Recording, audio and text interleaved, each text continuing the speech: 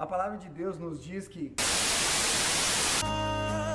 do amor de Deus, quem disse que o teu passado te condena e que tua vida já não vale a pena? Não conheço o amor de Deus, não conheço o amor de Deus, quem disse que o teu...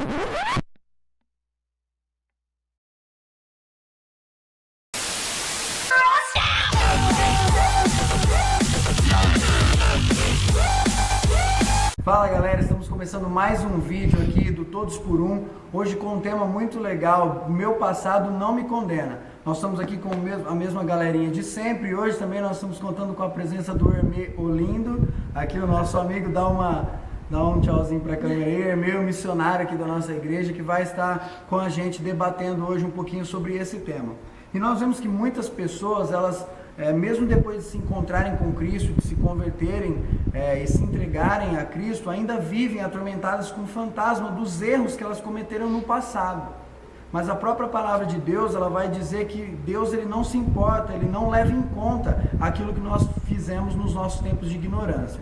A palavra de Deus também vai dizer que o sacrifício de Jesus ele nos livra da condenação do pecado e da morte eterna. Lá em Romanos 8, versículo 1 e versículo 2, diz assim: agora já não há condenação para os que estão em Cristo Jesus, porque por meio de Cristo, a lei do Espírito da vida me libertou da lei do pecado e da morte. Mas nós não podemos parar por aí. E o primeiro tópico aqui diz assim: deixando a culpa para trás.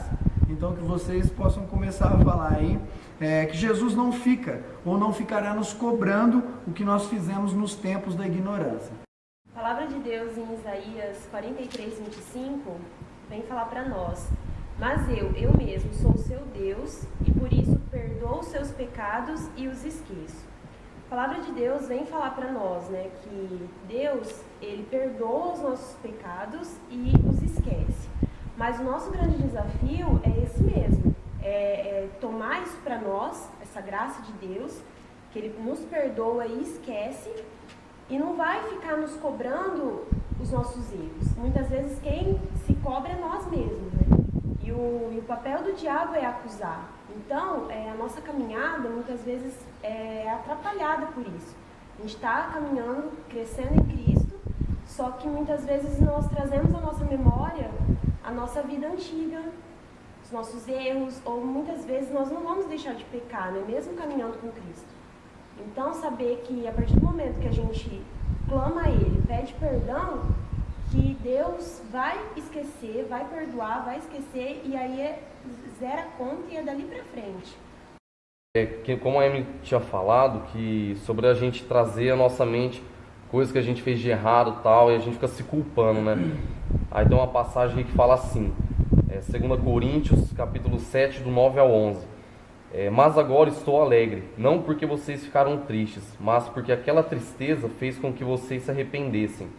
Aquela tristeza foi usada por Deus e assim nós não causamos nenhum mal a vocês. Pois a tristeza que é usada por Deus produz o arrependimento que leva à salvação. E nisso não há motivo para alguém ficar triste. Mas as tristezas deste mundo produzem a morte. Vocês suportaram a tristeza da maneira que agrada a Deus.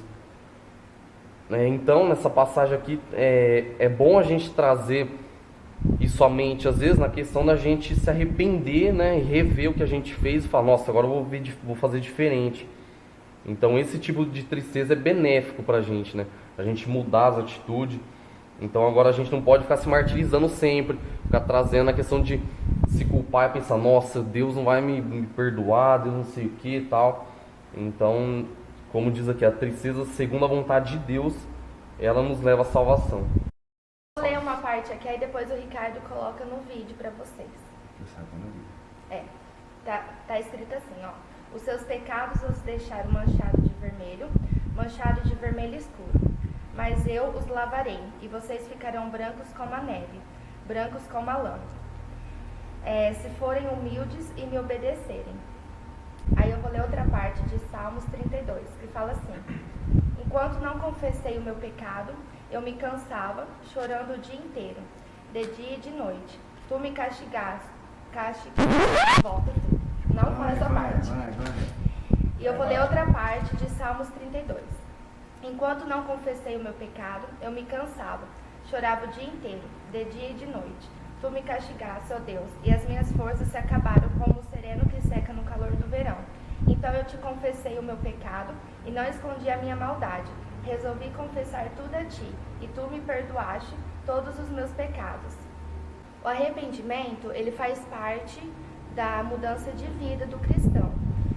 Se não tem o remorso, o sentimento de culpa e o arrependimento, não tem a mudança de vida.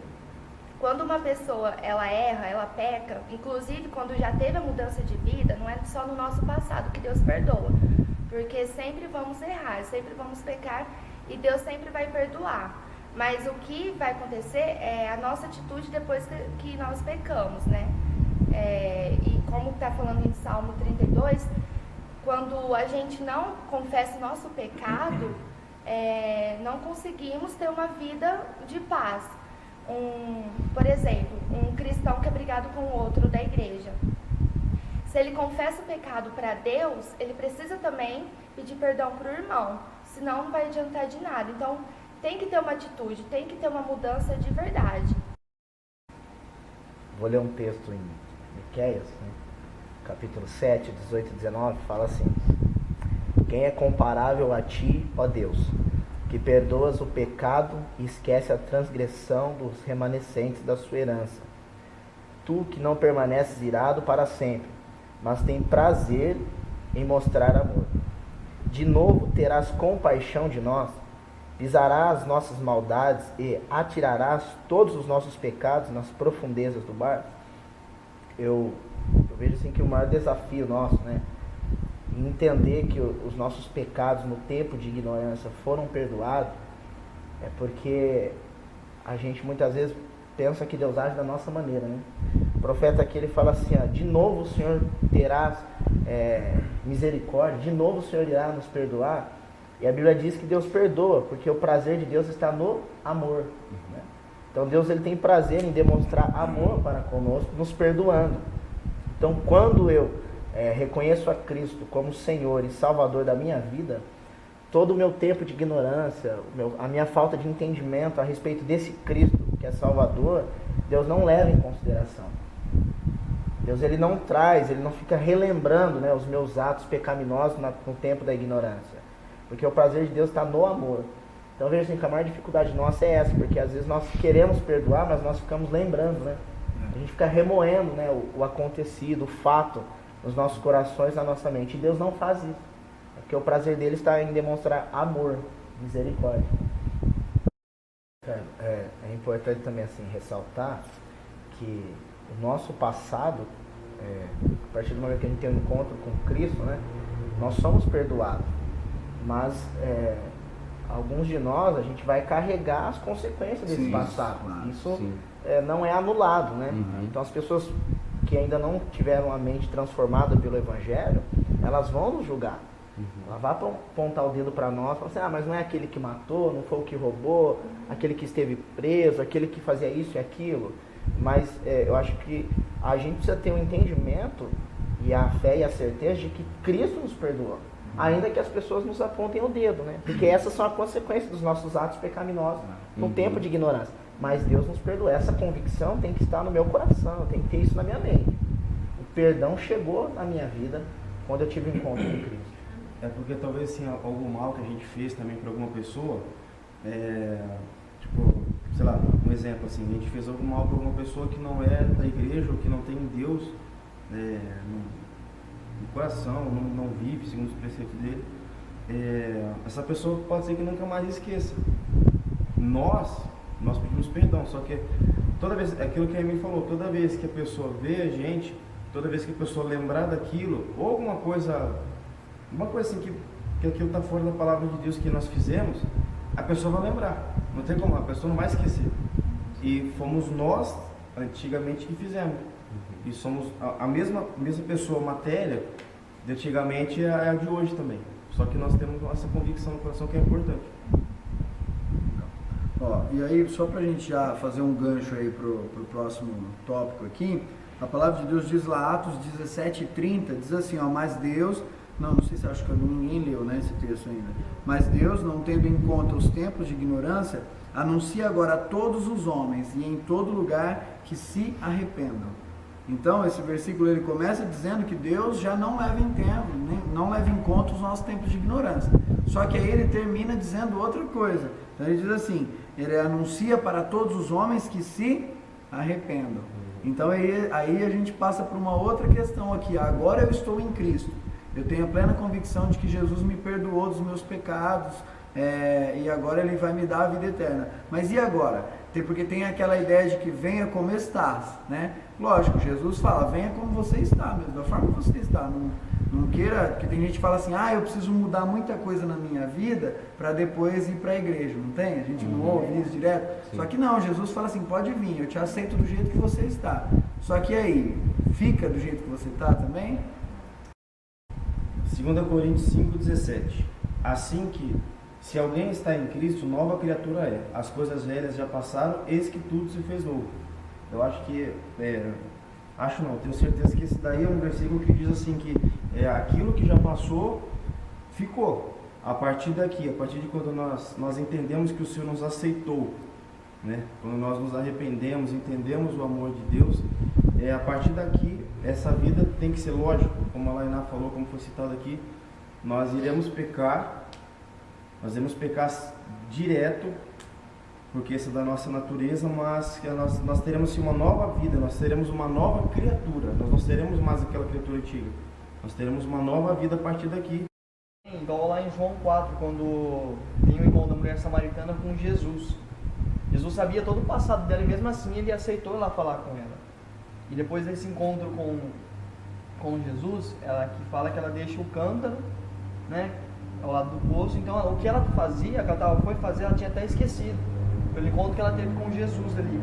Ela entendeu a mensagem de Jesus, que é muito mais importante do que qualquer coisa que ela ia fazer. Então ela esquece, ela deixa tudo ali.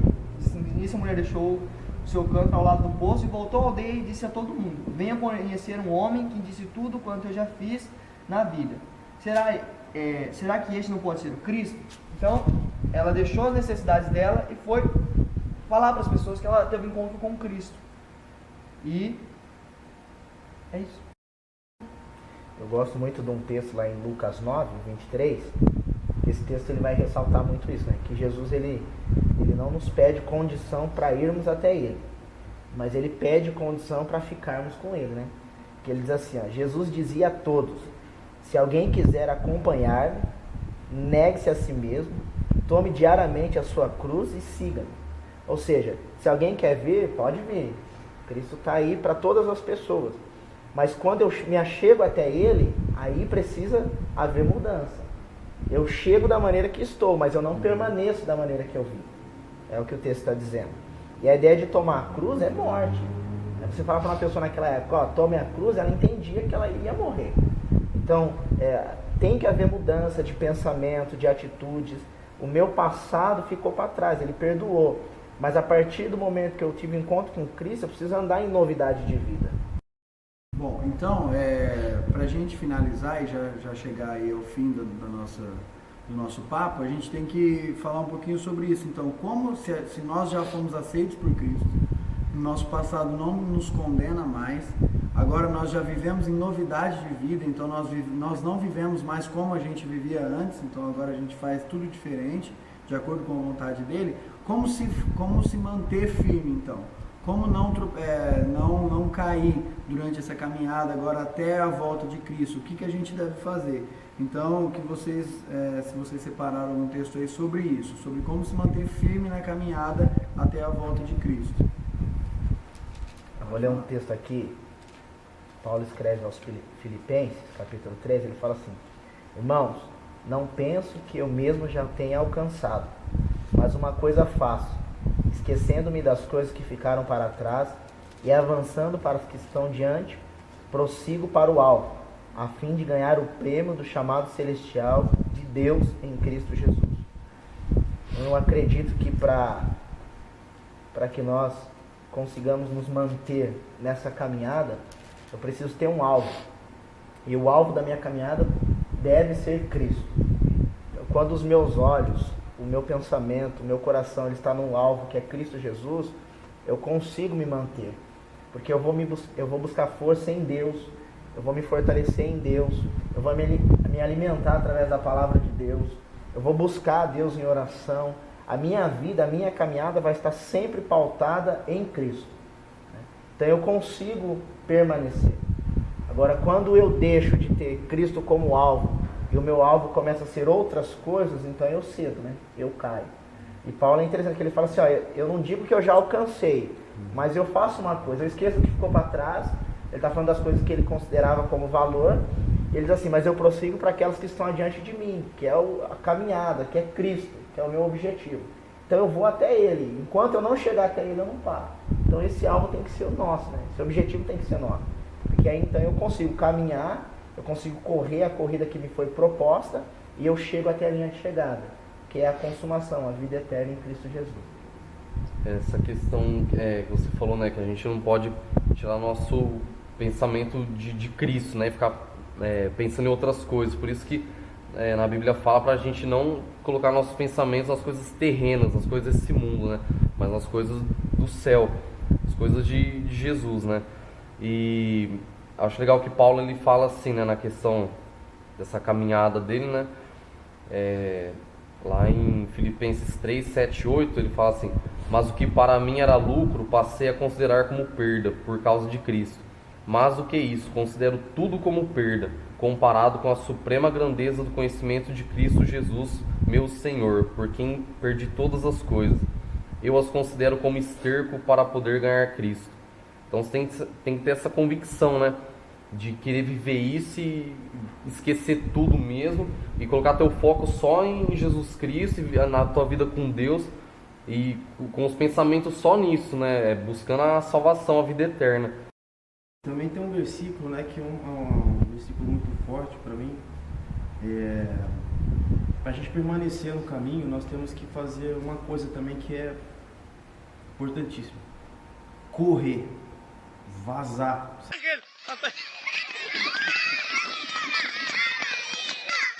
Sair correndo do pecado, porque fugir mesmo, que é o que diz aqui em Tiago 4,7. Diz assim, Tiago 4,7: sujeitai-vos, pois, a Deus, resisti ao diabo e ele fugirá de vós. No versículo 8, a parte A: chegai-vos a Deus e ele se chegará a vós. Quando a gente corre, quando a gente foge do pecado, eu penso assim, pelo menos comigo, é 80% de permanecer no foco, porque eu posso ler todo dia a Bíblia, eu posso todo dia louvar, eu posso todo dia ter o devocional, eu posso ficar o dia inteiro com a Bíblia aberta, fazendo tudo. Só que chega um segundo de pecado, eu vou lá e pego tudo aquilo que eu penso. Quando a gente tem uma comunhão uma semana inteira e erra, você fica com remorso, você não se arrepende, você fica com remorso, você fica pensando. Aí você confessa, Deus perdoa, aí com o tempo, tem gente que dentro da igreja vai errando tanto, que tem um tempo que ela não se arrepende mais, que ela fica aqui dentro da igreja e ela só tem um remorso, ela só fica mal, só que ela acha que Deus vai perdoar mesmo, ela não tem mais vergonha. Lá em Efésios 4 fala da nossa vida antiga e da nossa nova. Quando a gente não pode perder a comunhão com Deus, quando a gente perde a comunhão com Deus, que é o mais importante, a gente erra, a gente não tem mais vergonha de nada, o nosso pecado se torna comum, tem aquele pecadinho que a gente nunca deixa, dentro da igreja tem isso. De estimação. De estimação, e é muito sério, porque é através desse pecadinho pequenininho que a gente acha que, por exemplo, eu tenho uma falha com isso, então eu não vou abandonar isso porque é a minha única falha, o resto eu faço tudo certo, mas isso daqui eu não vou conseguir abandonar, e não abandono. Aí é isso que não me permite crescer espiritualmente. Estamos terminando mais um vídeo falando sobre um assunto aí super legal para nossas vidas, para a nossa vida cristã. E eu queria deixar uma palavra antes da gente terminar para aqueles que ainda se sentem culpados ou se sentem incapazes de vir até Cristo e de se entregar a Cristo por conta do seu passado. por conta do que você vem fazendo, por conta do que você vem vivendo, talvez isso tenha gerado uma culpa no teu coração que te impede de vir até Cristo. Mas lá em Romanos 8, versículo 35 até o 39, Paulo vai falar algo muito importante para as nossas vidas, que diz assim: quem nos separará do amor de Cristo? Será tribulação, ou angústia, ou perseguição, ou fome, ou nudez, ou perigo, ou espada? Como está escrito, por amor de ti enfrentamos a morte todos os dias, somos considerados como ovelhas destinadas ao matadouro. Mas em todas essas coisas somos mais que vencedores por meio daquele que nos amou. Pois estou convencido de que nem morte, nem vida, nem anjos, nem demônios, nem o presente, nem futuro, nem quaisquer poderes, nem altura, nem profundidade, nem qualquer outra coisa na criação será capaz de nos separar do amor de Deus que está em Cristo Jesus, o nosso Senhor. Então, se você tem ainda esse medo, esse receio de se chegar até Cristo, tenha certeza de que Cristo te aceita da forma como você é. Mas também que se você já está com Cristo, você já se entregou a Cristo, tenha também a plena convicção de que a única coisa que pode te separar de Deus, e a própria palavra diz isso em Isaías 59, é que a única coisa que nos faz nos separar de Deus são os nossos pecados. Então, que você confesse os seus pecados diante de Deus e que, como nós falamos aqui, o pecado não te domine, mas que você tenha domínio sobre o pecado. Fuja da aparência do mal, fuja do pecado, para que você possa viver e andar no amor de Cristo. Amém? Fique com Deus e até o nosso próximo vídeo. Tchau. Tchau. Esse tchau vai ficar.